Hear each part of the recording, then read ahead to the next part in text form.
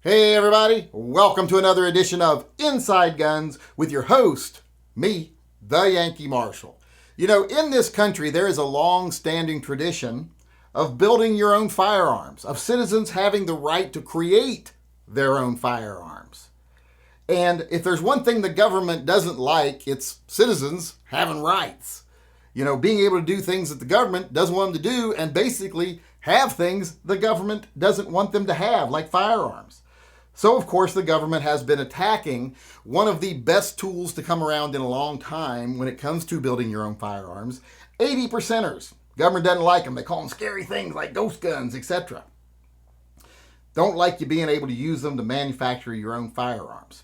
Even though that's been something you've been able to do for years and years and years in this country, it's a right we've always enjoyed. So the ATF decided to unilaterally say that, hey, these things, even though they don't meet the definition of a firearm or a receiver, are receivers, these 80%ers. We're changing the law, or at least we're redefining what a receiver means. And we all know that the Supreme Court has said that's a no-no. These alphabet agencies don't have the right to redefine laws, especially not to rewrite laws. So that should have been a no-go from the beginning, but Merrick Garland and the Biden administration thought, oh, this is something we can do. Nobody will even pay attention because everybody wants these things gone because we've demonized them. And I will say right off the bat, I know most people think you don't usually care about these types of fights, about specific products. But in this case, this fight actually deals not so much with the product, but with the process they went through to ban it. And I will say, I don't care about 80%ers. To me, that's homework. I don't want homework. I want someone else to build the gun. I want someone competent to build the gun, not me. I don't want to drive around in a car I built. I don't think it would even go straight down the road. So I would rather someone else build my guns. But I think you should have every right to have an 80%er and turn it into your own gun, whether I'm interested in them or not. You know, that's the definition of a FUD, the people who only care about the guns they use. You know, only care about their shotguns and their blah, blah, blah. They don't care about this other stuff, so they don't care if it gets banned. That's FUD. I'm not a FUD by any means. I am a no-compromise Second Amendment person. So I think everyone should be able to have all these things. Bump stocks, pistol braces, 80%ers. I think you should be able to have all of them. I just don't think there should be any need for them because I don't think, at least the first two, 80%ers, I think there will always be a need for because there's people who want to build their own guns. So 80%ers are a little different than the other two anyway, because the other two shouldn't even be needed, because they are basically just a workaround, an infringement, and they count on that infringement to stay in business. 80%ers would be in business no matter what, because a lot of people would love to build their own guns, like a gun kit. So I am in big support of 80%ers, but like I said, I'm a big supporter of this lawsuit because it dealt not just with the 80%ers, but how the agency did what they did. And just the other day, the agency, the ATF, Merrick Garland, etc., lost big time. Not only did the judge, a federal judge in Texas, say that this law can't stand as written, parts of it are bad or reasoning is not the best. He basically destroyed this and completely threw it out. He wiped it off the book, saying the ATF had no authority to do this. That even the Supreme Court has weighed in saying these alphabet agencies don't have this power. So why did they think they could get away with this? So this was a big slapdown of the Biden administration and the current Attorney General and the ATF. It's a big victory for the gun community. And like I said, not like something like bump stocks or something where it's an item that we shouldn't even have to have because we should actually have real fully automatics and we should have the right to put a stock on a pistol if we want. 80%ers are a different beast, and like I said, this attacked the process. You know, if they'd have went after the NFA to make bump stocks legal again, well, then I'd been all for it because they're going after the NFA. It's not what they did. They just went about trying to make it to where they could still sell bump stocks. In this case, the way the ATF went about banning 80%ers is stricken down completely. And the best part about this is the judge didn't just strike it down.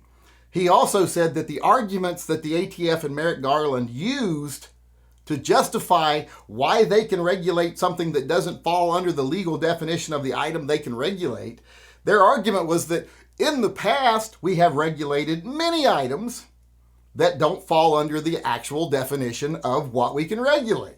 So basically, they said, we've been doing it all along, so we should still get to do it. And the judge said, that's ridiculous. All you're doing in that argument is admitting that you've been violating people's rights and breaking the law repeatedly for decades. That's not a defense of your current actions, it's an admission to past crimes. So really ruled against the ATF this time. And in favor of gun rights and in favor of 80%ers. Now, of course, if you live in a state that has banned ghost guns or 80%ers, this doesn't change that. It just strikes down the ATF rule. But it gives you a stepping stone in your state to take down any ghost gun laws. It really gives you a blueprint. So this right here, like I said, is a huge victory for the gun rights community, the gun community as a whole.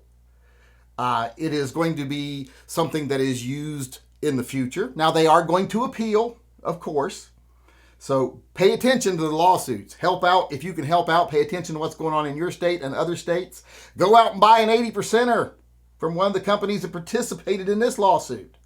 Help fund them so that they can fight the legal battle. But this is a huge victory, like I said, not just because it allows you to have 80%ers, which everyone should be allowed to have.